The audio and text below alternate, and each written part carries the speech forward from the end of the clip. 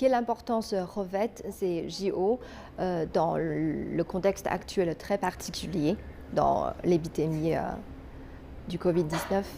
Je trouve que les jeux, c'est avant tout, comme je l'ai dit, une fête et je le répète, c'est la possibilité, heu, à un moment donné de dire stop. Stop aux guerres, c'est la paix, c'est la joie, c'est le partage, c'est les gens qui ne se connaissent pas et qui ont la possibilité de se rencontrer, évidemment autour d'activités sportives, mais c'est vraiment la joie et le partage.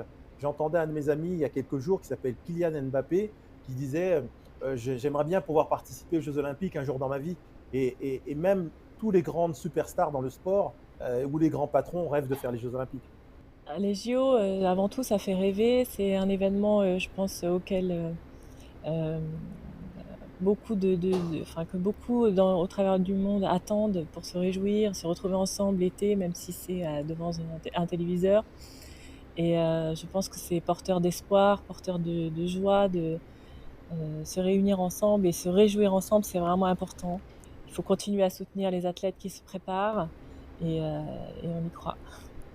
Et les sites des Jeux olympiques et paralympiques d'hiver 2022 sont répartis sur 3 zones de compétition, dans le centre-ville de Beijing, dans le district de Yanqing, en banlieue de Beijing, et à Zhangjiakou, dans la province du Hebei. Quelles sont les disciplines que vous avez particulièrement hâte de découvrir? J'ai beaucoup, le short track, bien sûr à Pékin.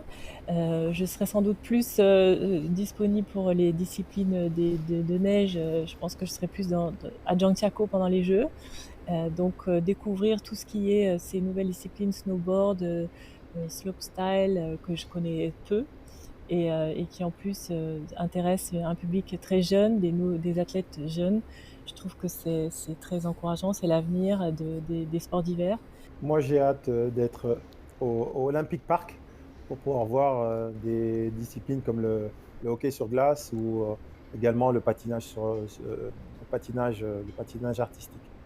Quels sont vos conseils pour ceux qui voudraient venir assister ou regarder les épreuves des JO d'hiver 2022?